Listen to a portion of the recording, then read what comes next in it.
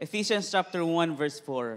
God chose us to be in a relationship with Him even before He laid out plans for this world.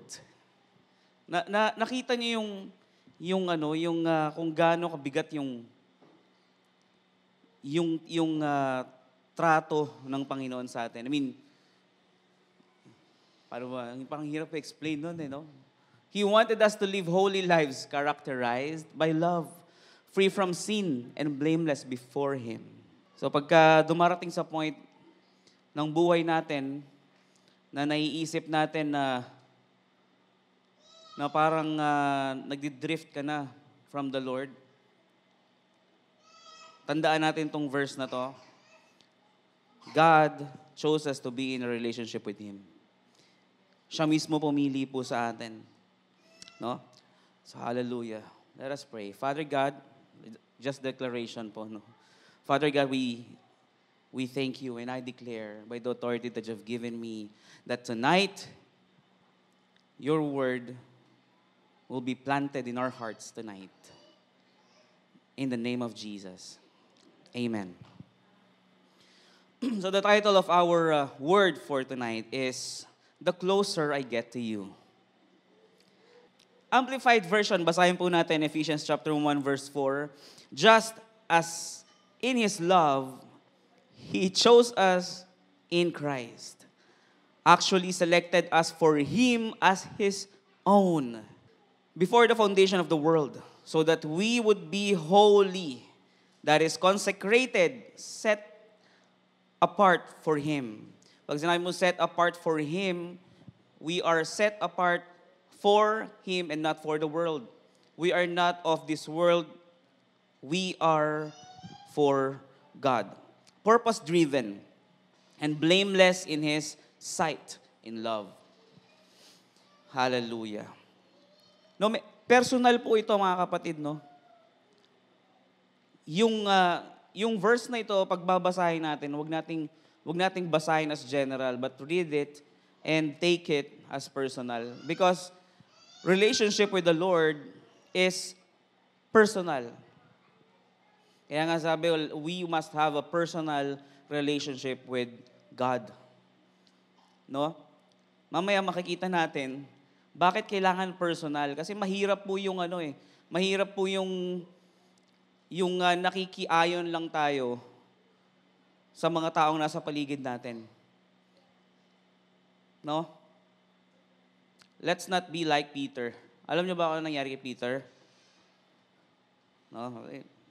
I hope alam niyo po kung ano yung rebuke ni Paul kay Peter, no? Moving on, number 1. Pisahan natin agad dito sa number 1. Paano ba tayo magiging sobrang close sa Panginoon, no? Una, value the relationship, not the ritual or tradition. We need to value the relationship, not the ritual or tradition or the routine na kinasanayan natin. Sometimes we value the routine, not the relationship. Ang nangyayari, nagiging traditional na tayo, no, na Christian, nawawala na yung relationship, yung personal relationship natin sa Panginoon. No? Alam niyo po ba kung sino yung pinaka-close sa Panginoon sa Bible? Sino? The man after God's own heart, but the closest one is Genesis chapter 5 verse 22. After Methuselah was born, Enoch lived in a close relationship with God for 300 more years. He also had other sons and daughters. So Enoch, mga kapatid, lived 300 more years with a close relationship with the Lord.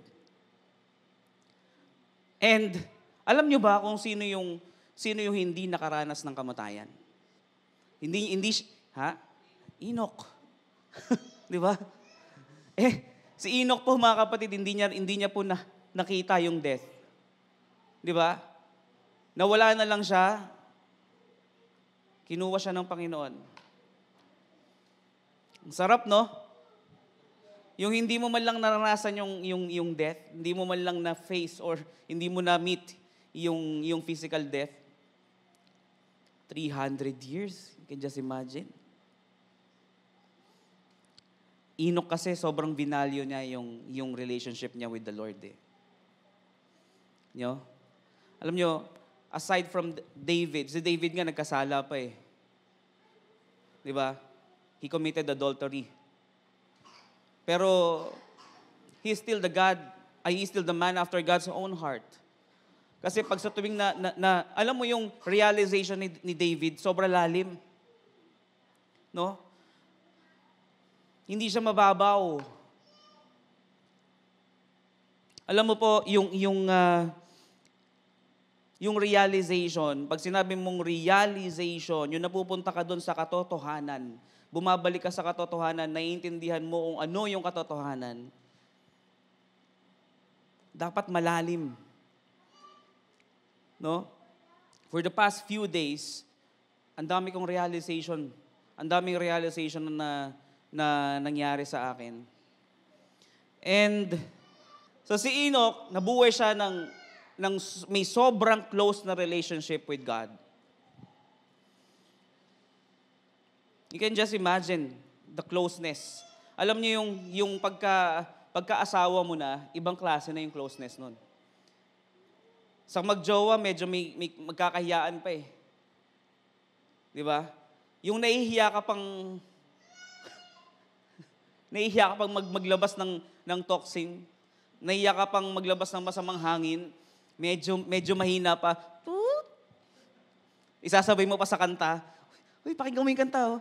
Tapos ayun na. Ganda ng no? Kasabay mo sa kanta. Eh, hindi mo alam naka-earphones ka pala. Di ba? Yung nagkakahiyaan pa kayo, boyfriend, girlfriend pa lang eh. Pero pag yung magkasama na kayo sa isang bubong, yung mag-asawa na kayo, andun ay nagkakabadtripan na kayo kasi dalawa lang naman kayo pero biglang bumaho yung amoy ng hangin.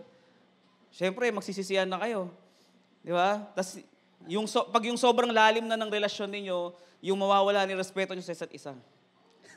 Yung medyo mawawala na yung respeto. Pero mahal nyo pa rin isa't isa, no? Tapos, di ba, pag mag-boyfriend and girlfriend pa lang, pagka meron kang kailangan, dinadaan mo sa parinig, di ba? Yun yung petition. Di ba yung ganda nun, no? Parang, alam mo, gusto kong paghirapan, gusto kong pagtrabahuhan talaga yan eh. Tapos yun na nga, no? Yung kanina yung sinabi ni Pastor Nicky, yung lalaki, pag narinig yung gusto ng babae, hindi naman magsasalita agad yan na okay, sige. Hindi yan mangangako, pero pinagtatrabahuhan niya yan para maibigay yung gusto ng mahal niya. Pagka mag-asawa na kayo, rektahan na yan. Di ba? Ay, Daddy, kailangan natin ng ganito. Daddy, kailangan natin ng ganito. Mami, kailangan natin ng ganito. Tama, mali. Ibang klase na yung closeness eh. Na-experience nyo na ba yung dumating kayo sa point na sobrang close nyo na ng God na, Lord, gusto ko no? Lord, kailangan ko ng ganito. Yung medyo informal na. Dati formal eh, di ba? Alam niyo po ba kung saan nagagamit yung petition? Yun yung pagkawala kayong close relationship ng party na sinusulatan mo. Pero pag close mo, dikit na kayo niyan, kahit na gaano kalaking kumpanya yan, hindi mo na kailangan mag-petition, sasabihin mo lang sa kanya, brother, yung lupa dun sa medyo mataas, so nagbabaha sa amin. Diba? Sulatan mo lang yung mayor, o sabihan mo lang yung mayor, yung tabi ng village namin, ang taas ng tinatambak, pwede bang pakitigil mo na? Sige, papaimbestigahan ko yan para magawan ko ng Diba, no? Diba? Though, hindi man agad-agaran yung sagot, may proseso pa kasi. Pero alam mong doon papunta. Sino gusto maka-experience nun? Alam niyo kung anong sekreto? Sino nakakaalam kung anong sekreto? Nung hindi na kailangan ng sobrang habang prayer, ng sobrang habang petition. Di ba? We need to have a close relationship with God. Alam mo, ang Lord, hindi naman siya yung alam mo, yung alam niya kung anong pangangailangan natin, but He is still longing for your request. Iniintay niya pa rin na nasabi mo sa Kanya kung anong kailangan mo at gusto mo. Pero hindi siya parang genie. Nagagawin mo lahat ng gusto mo, pero pag may kailangan ka, lalapit ka sa Panginoon, hindi po ganun ang pakikipagrelasyon sa Diyos. No, kaya nung pinag-aaralan ko po to, tumutuloy yung luha ko. Hanggang ngayon, nanginginig pa rin yung kalamnan ko kasi parang nakakaiyak pa rin. Napakasimple lang po, no? Ng sikreto para mapunta tayo dun sa level na hindi mo na sobrang kailangan mag-effort to ask. But it takes a lot of you. Nakuha natin? Bago ka makapunta dun sa point ng buhay mo bilang isang Kristiyano o sa spiritual level na hindi mo na kailangan sobrang, alam mo yun, pahabain ng palabok yung petition mo, kailangan ibigay mo ang lahat sa'yo. Nakuha po natin, napakapalad po natin ngayon kasi na-elaborate natin mabuti itong usapin na ito. Kasi sa Sunday, dadaanan ko lang to, pero iba na. Di ba? Meron akong ginawa na examples or naglista po tayo ng examples kung paano natin mag-gauge kung tayo ba ay sumusunod na lang sa routine or tayo ay close pa rin meron pa rin tayong close relationship with the Lord. Gusto natin malaman yon? You can just imagine how close Enoch with God. No? Ang sabi ni Jesus, watch and pray. O pastor, ibig sabihin, kailangan talaga, tayo, yung masigasig tayong nananalangin. Alam niyo ba kung ano ibig sabihin Jesus doon? You are not setting a time to pray, but your life is full of prayer. Iba po yung nagsaset ka ng time for your prayer between, or doon sa yung buhay mo ay isa ng panalangin.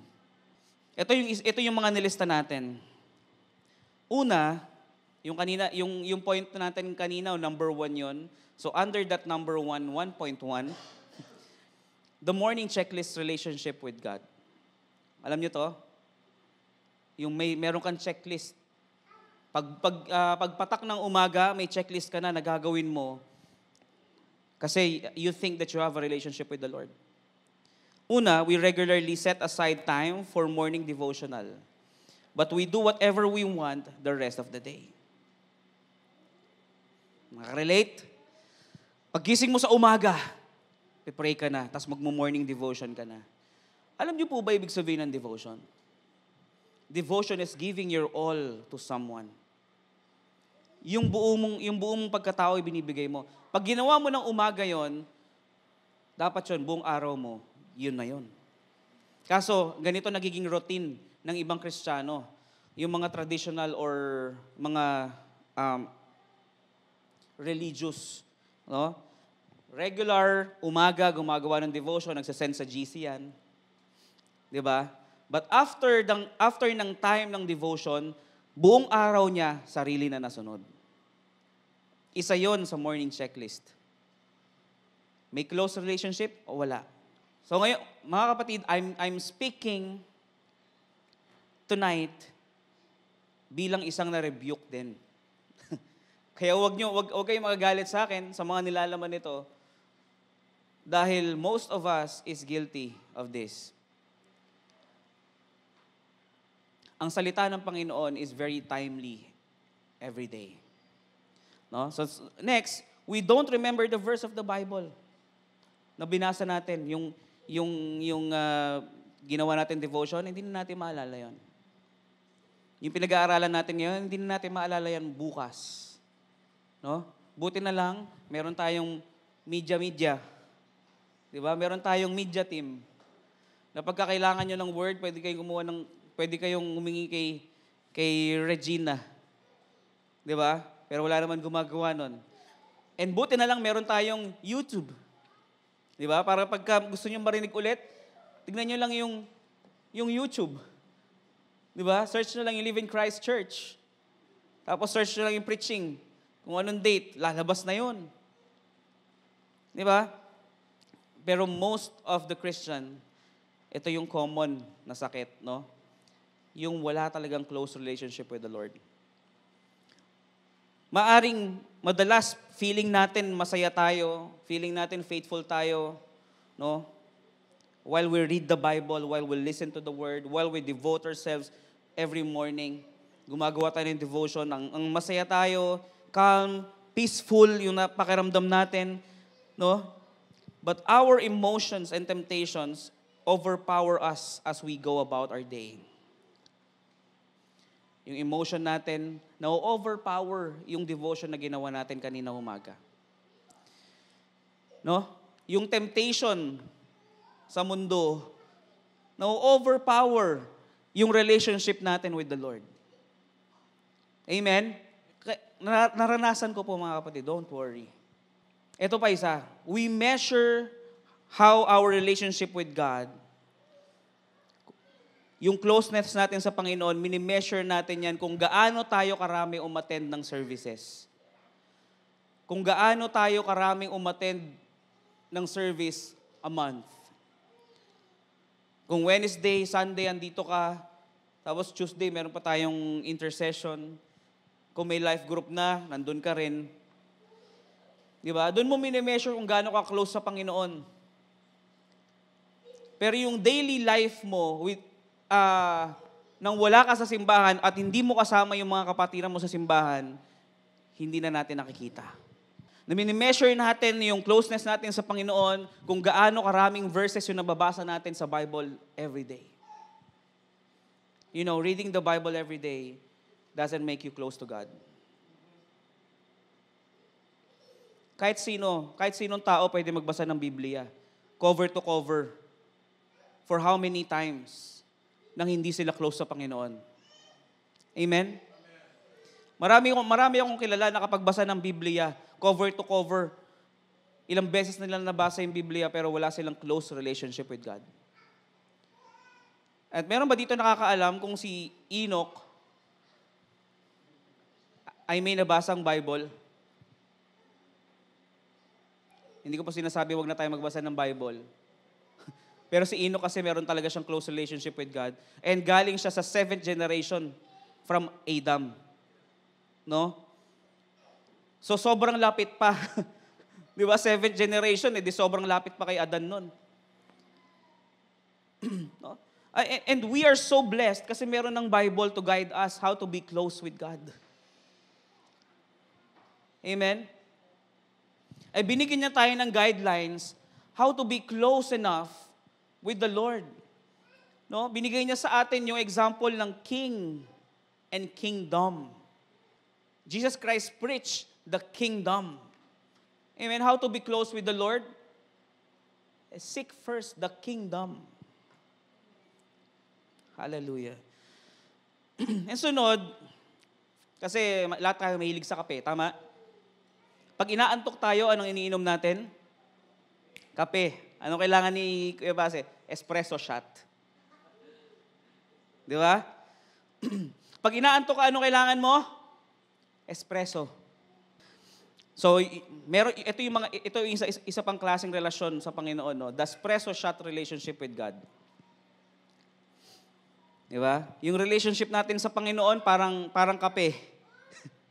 Di ba? Pagka inaantok ka na, kailangan mo iinom ka ng kape para magising. Pero yung mga hindi mahilig sa kape dito, hindi nakaka-relate eh.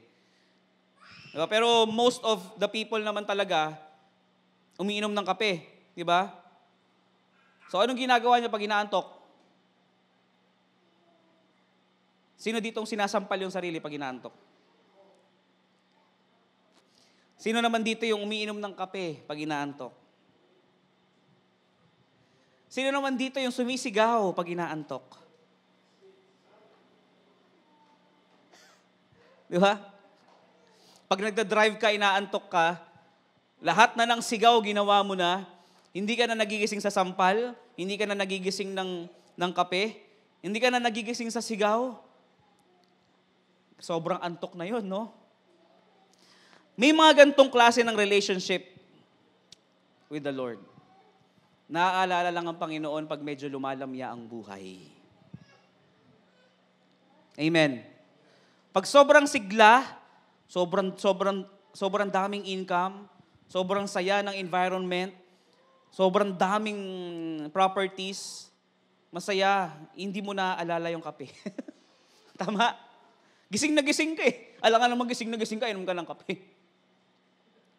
Tama? Tama ba yun? Delikadong umumi ngayon eh. Ma-videoan ka lang, tapos ma-screenshot na naangiwi ka, ano ka na. Madalas ganito, yung relationship ng mga Kristiyano na hindi talaga close sa Panginoon. Yung hirap kang makipag-communicate sa Panginoon, yung madami kang excuse, sobrang busy ko ngayon kasi God knows my heart. Ito yung mga excuse na meron, di ba? God knows my heart. No one can judge me. Only God knows. Di ba? Don't judge me. Only judge can God me. I want to spend the rest of my life with the Lord. I want to spend a day with the Lord, but I'm too busy now. Medyo busy lang ako ngayon. Gusto ko sana talaga makasama ang God pero busy ako. Sa isang magkarelasyon, pag mahal na mahal mo yung tao, uso ba yung salitang busy? Di ba? Hahamakin ang lahat. Tatawirin ang dagat, aabutin ang bituin, makamit ka lamang. Ano nangyari? Noon pumasok na kayo sa isang relasyon with the Lord, hindi mo na hinamak ang lahat. Di ba? The common problem of a marriage or inside the marriage, mga kapatid, is drifting away. Yung lumalamig ka na sa relasyon. Dati-rati, laman ng puso mo ay ang pangalan ko. Lagi ako sa isip mo. Dati-rati. Di ba? Dati-rati. Di ba dati? Yung pangalan niya, laging bukang bibig mo. Pansinin niyo sa isang mag-asawa, nung naliligaw pa lang o nung magjowa pa lang sila, grabe, no? Yung todo update, di ba? Yung hindi mo na siya pakakawalan, pag magkasama kayo, sobrang ano mo na. Pero pag pag magkasama kayo, sobrang hindi mo siya mabitaw-bitawan, pero nung mag-asawa na kayo, hindi mo mahawakan. Di ba? May changes. Di ba dapat pag nasa loob ka na ng marriage, dapat mas intimate. Kasi yun na yung legal. Nung magjowa pa lang kayo, hindi pa legal eh. Di ba? Panakaw-nakaw pa yung yakap, panakaw-nakaw pa yung halik. Pero nung mag-asawa na kayo, halos hindi mo na mahalikan. Halos hindi mo na mayakap. Tama ba, mali? Tama. Di ba dapat pagka may close relationship ka with someone, parang ayaw mo nang humiwalay sa kanya. Dapat ganun eh. Amen.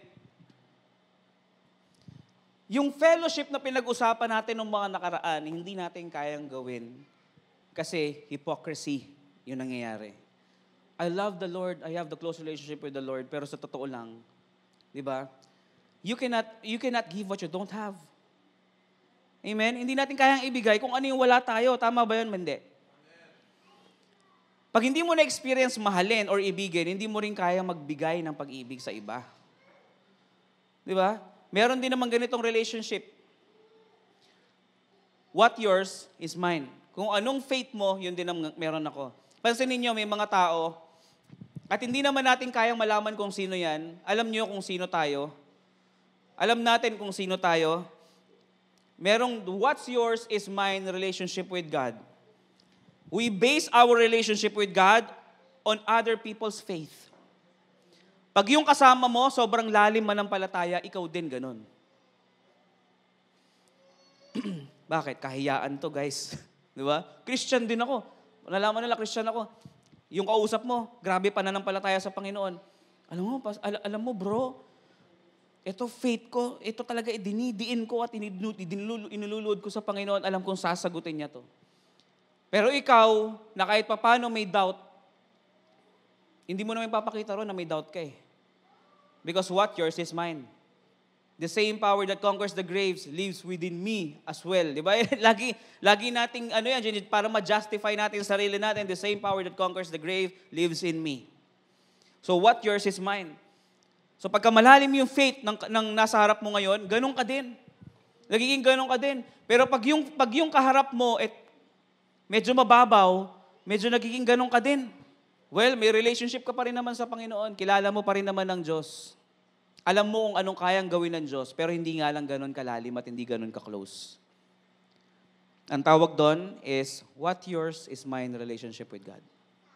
Nahaba no? Nakarelate? Di ba natural yun? Ito po, real talk talaga. May mga Kristiyanong ganun po. May mga taong ganun. Kung ano yung kaharap nila, ganun din sila.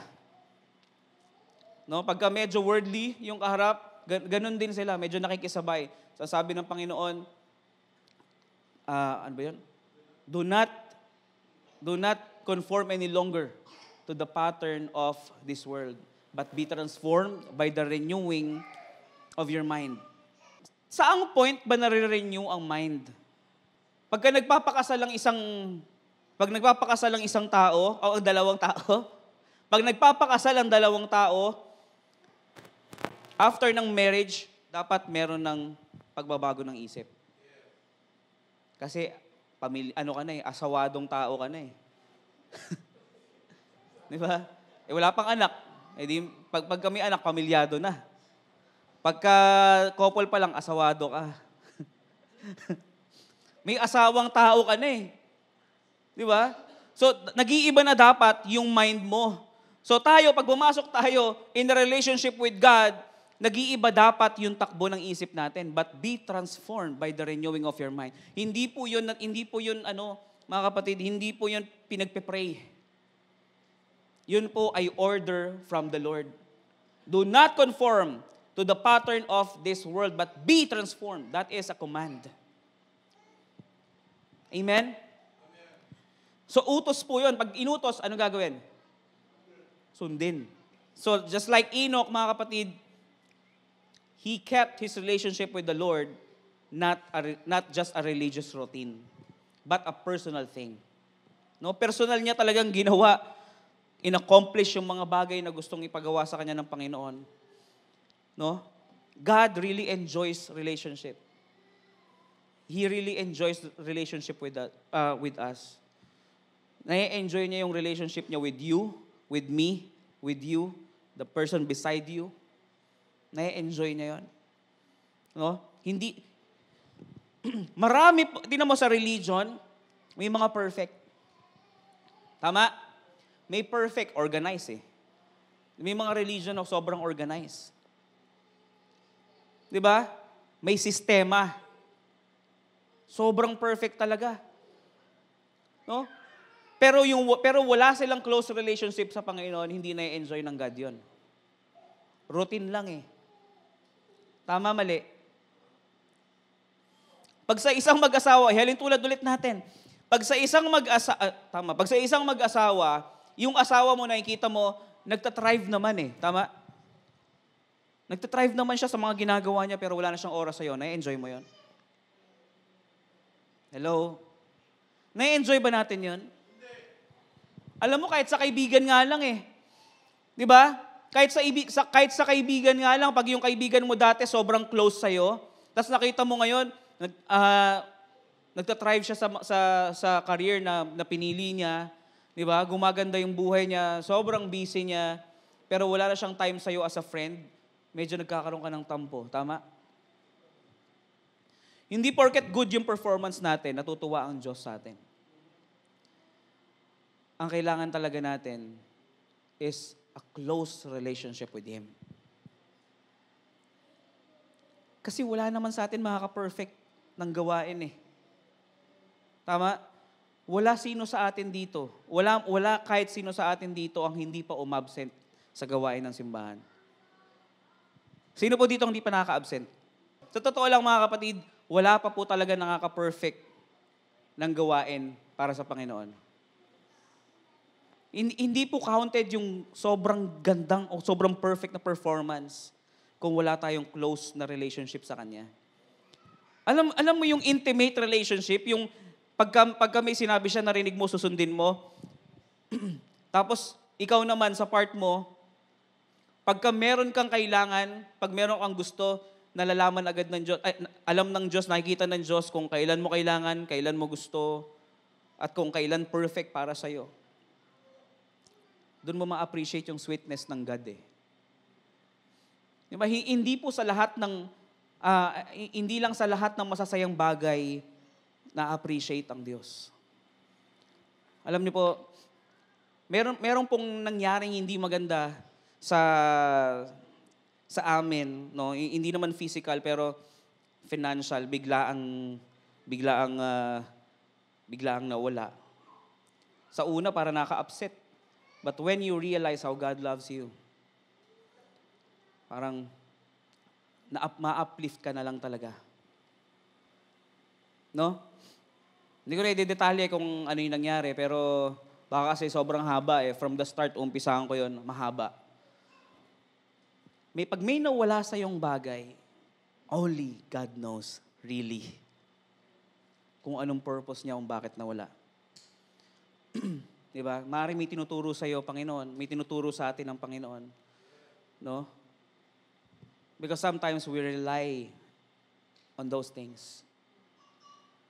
So, ang daming realization na dumapo sa akin. And I pray na sa inyo din.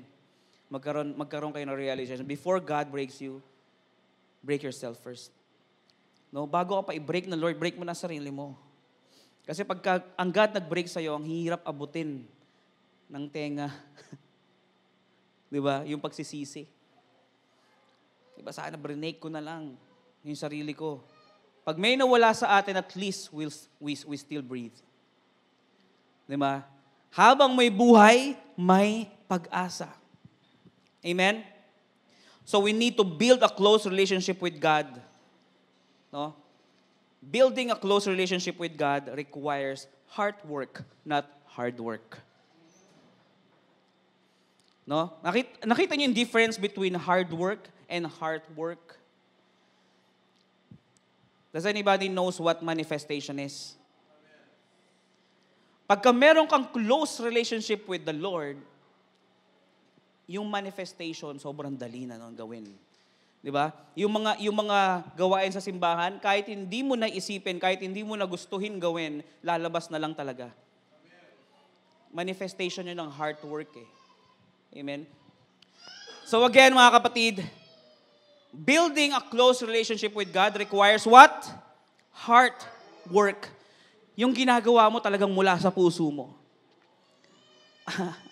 Alam ko lahat dito, kahit wala pang asawa, wala pang boyfriend or girlfriend, pagka ginagawa mo yung isang bagay out of love, you are so happy. You are so glad, di ba? Tama? You are doing it with a cheerful heart. Kaya pala sabi, God loves a cheerful giver.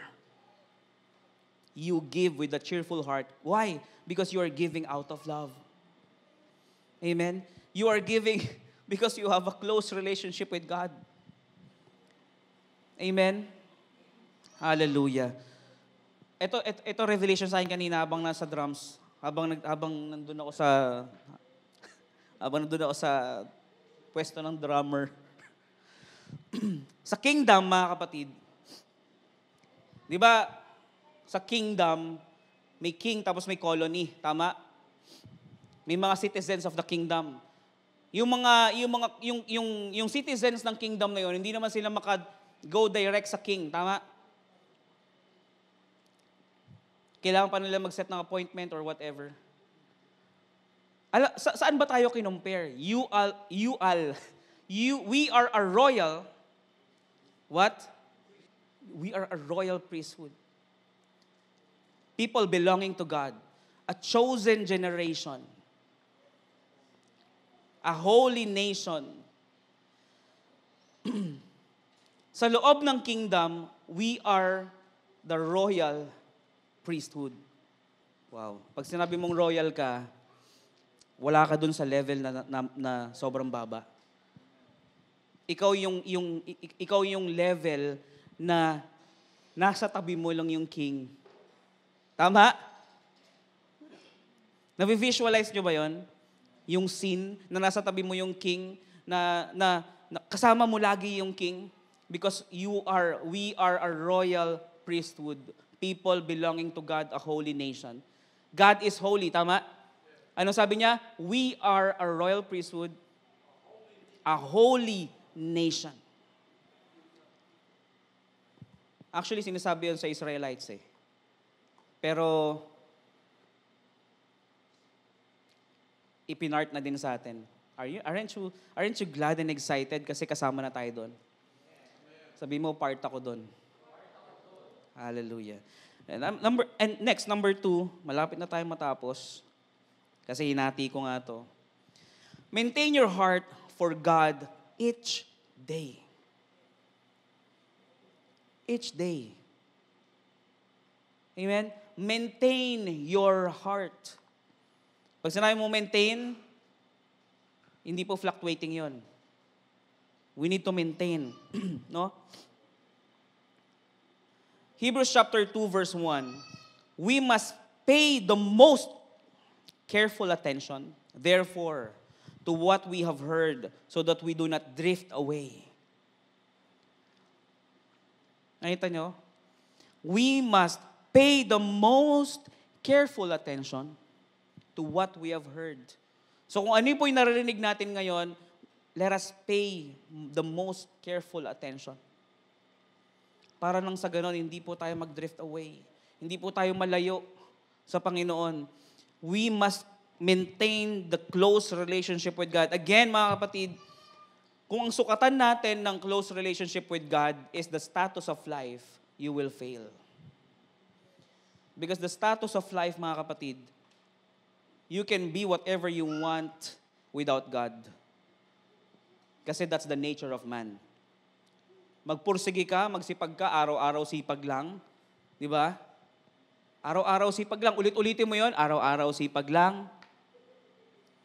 Asenso ka eh. Tama? Kung yun lang ang sukatan mo, you will fail. Because we are spiritual, not physical. Physical pa rin naman tayo, pero hindi tayo, we are not fighting against human flesh. Amen ba? And again, the manifestation, makikita mo naman, if you have a close relationship with God, hindi niya ipapahiya yung anak niya. God will never leave you nor forsake you. Kaya nga makikita mo kung gaano ka-sweet ang God, di ba? Doon sa testimony ni Rhea kanina. Di ba? God just proved how powerful He is. Maliit na bagay, pero pag na-appreciate mo, God will entrusted you with more. Nung nakaraan, magkasama kami ni Ashton. Sabi ko sa kanya, ang first na principle na binigay sa akin ng Panginoon, those who have trusted with little can be also trusted with much. No? Doon sa maliit na bagay na meron ka, pero napagkatiwalaan ka, mapagkakatiwalaan ka sa mas malaki. Yun yung first principle na naitanim sa akin ng Panginoon. Kaya simula nung binigyan ako ng isang bagay ng Diyos, naging faithful ako doon sa mga bagay na binigay niya, pero hindi ako naging loyal doon sa bagay na binigay niya. Whatever it is, pinapahalagaan ko lang yon, inaalagaan ko yung little things hanggang sa lumaki. Tama? Ang galing ganun mag-invest sa Panginoon eh. Mapagkatiwalaan ka lang sa maliit, mapagkakatiwalaan ka sa malaki. Amen. No? Hindi sa binibigyan mo sobrang importansya at ginudiyos mo na yung bagay na binigay sa'yo, pero nagiging faithful ka lang kasi pinagkatiwalaan ka ng isang bagay. Amen po ba? So to maintain our relationship or to maintain our hearts with God daily, mga kapatid, we need to remember these things. We need to decide not to shrink away in fear or selfishness from God puts on my hearts to do. No? Kung ano yung mga bagay na pumasok sa akin sa puso't isipan ko, minsan may halong minsan nahahaluan ng selfishness, minsan nahahaluan ng fear, no? Huwag nating hayaan na lumubog tayo doon. Huwag nating hayaan na lamunin tayo ng sistema ng fear at ng selfishness. Definitely dapat, mga kapatid, pagka merong gustong ipagawa sa atin ng Panginoon, yung motive natin is to be close with Him. You are doing it out of closeness, no? No, not for yourself, but out of your love for the Lord. Amen? Alam mo, dapat lagi madali lang naman, tama? I-check yung sarili. Kung na-maintain pa natin yung closeness natin sa Panginoon, kung na-maintain natin yung puso natin para sa Panginoon everyday. Di ba? Ang daling pakinggan, ang daling sabihin. Actually, itong mga sinasabi ko ngayon, itetest din naman sa akin to eh. Lalo na sa inyo, sa mga nakarinig. Di ba? So be ready, mga kapatid, no, sa mga test na darating sa atin. No? Dahil lang lahat ng naririnig natin, lahat ng nalalaman natin will be tested. No? 1 Chronicles chapter 28 verse 9, "To you, my son Solomon, maintain a relationship with God or with the God of your father and serve Him with complete heart in all your thoughts and actions. The Eternal searches all hearts for their desires and understands the intention of every thought. If you search for Him as He searches you, then He will let you find Him. But if you abandon Him, then He will reject you forever." So we must seek God first.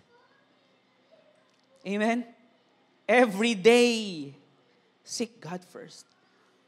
Kaya nga yung daily devotion na ginagawa natin, dagdagan natin ng consistency ng buong araw.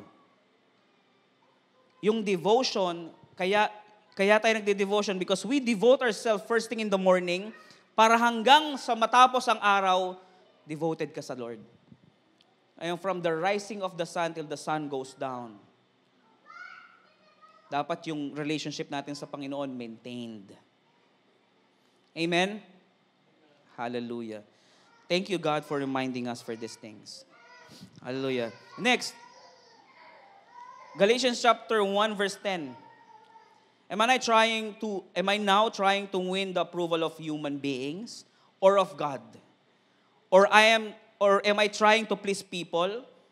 If I were still trying to please people, I would not be a servant of Christ. No? So let us be honest with God. Let us be honest with ourselves. No? And others. Amen po ba? Wag nating gawing motivation yung approval ng tao. Kasi pag doon tayo nag-rely sa approval ng tao, yun ang ginawa nating motivation, we will definitely fail. Amen? Hallelujah. Next, last but not the least, number 3, learn from Jesus and His relationship with God. We see the relationship of Jesus with God and si Enoch. Kung babasahin niyo yung story ni Enoch, and ito si Jesus, yung relationship niya with the God the Father is so close, no? No one has ever seen God but the one and only Son, who is Himself God as well, and is in closest relationship with the Father, has made Him known. John chapter 1 verse 8. No one can see God, tama? Wala pa po sa atin nakakita sa Panginoon. But Jesus Christ did. And He Himself is God. Pag nakita mo ako, nakita mo na rin ang Ama.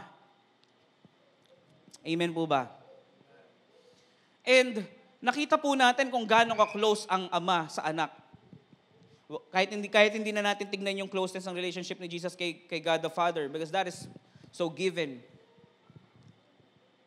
Para makita mo yung closeness, i-compare mo yung sarili mo sa tatay mo. Or i-compare mo yung mga nakikita mo sa paligid mo na tatay sa ama, na tatay sa anak, kung gaano sila ka-close. No, hindi man lahat ng tatay ay close sa anak, pero ba't mo titignan yun? Titignan mo yung mga tatay na close sa anak, kung gaano sila, kung paano ang sistema ng closeness ng tatay sa anak. Di ba?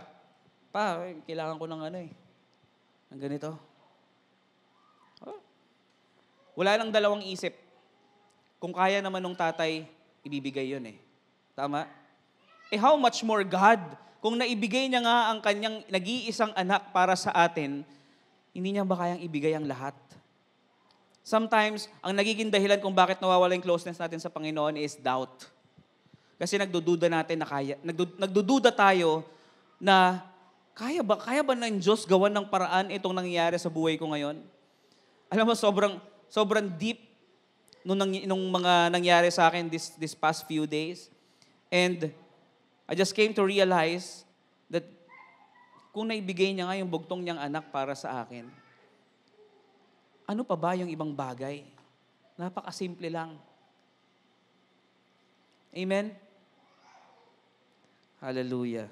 Sino po dito excited na magkaroon ng sobrang close na relationship sa Panginoon? Before we close in prayer or declaration, mga kapatid, I want to ask you one question. Tonight, sa mga narinig natin, just to wrap it up, sa mga narinig natin, yung una, value the relationship, not the ritual. Pangalawa, maintain your heart for God each day. Each day, mga kapatid, And pangatlo, learn from Jesus and His relationship with God. Sa mga narinig natin na pointers na yon ngayong gabi, ano po yung na-realize natin? Did we come to our senses? Lord, parang, before we pray, mga kapatid, let's reflect kung, Lord, nasang stage ba ako ng relationship sa'yo? Nandun ba ako sa what yours is mine relationship with God? Nandun ba ako sa espresso shot relationship with God? Nandun ba ako sa morning checklist relationship with God? Or am I maintaining my heart for you each day? Ang daling pakinggan, ang daling sabihin, ang daling magsabing amen, pero ang hirap po gawin. Pero ang sabi ko nga kanina, pag dumating ka sa point ng buhay mo na isang sabi mo lang or isang lambing mo lang sa Lord sa mga pangangailangan mo, in an instant, pinapakinggan niya na agad. Ibig sabihin, nandun ka na sa point ng buhay mo na nagawa mo na lahat ng sacrifices for Him. Pero pag yung andun ka pa rin sa point ng buhay mo na kailangan lumod ka pa sa munggo at lumod ka pa dito, mula dito hanggang doon sa Quiapo para pakinggan ka ng Diyos, hindi mo pa binibigay lahat sa Kanya. Again, it is so easy to ask things from God. Sobrang dali. You know that? Anong secret? Kailangan lang maging close tayo sa Lord. Gusto nyong malibre lagi sa pagkain? Di makipag-close kayo sa mga mayayaman, big time na tao, di ba? Ganun lang yun principle di ba? Kung gusto mo magkaroon ng sobrang daling access sa Panginoon, maging close tayo sa Kanya. Ang dali maging close sa Panginoon, but it takes a lot of us. It takes all of us to be close with the Lord. Kailangan natin ibigay ang buong puso, isip natin para sa Kanya. Amen po ba? Hallelujah. Mari po tayong lahat ay tumayo at tayo po ay manalangin. Hallelujah. Father God in heaven, we thank you for reminding us once again na sometimes nakakalimutan na namin at nagiging routine na lang lahat. We tend to forget that we really need to maintain our closeness to you, God. Thank you, Lord, for making us your citizens. It is a privilege to worship you and to praise you, God. Teach us how to number our days for us to seek you night and day. Ito po ang aming salamat dalangin sa pangalan ni Jesus. Amen. Amen.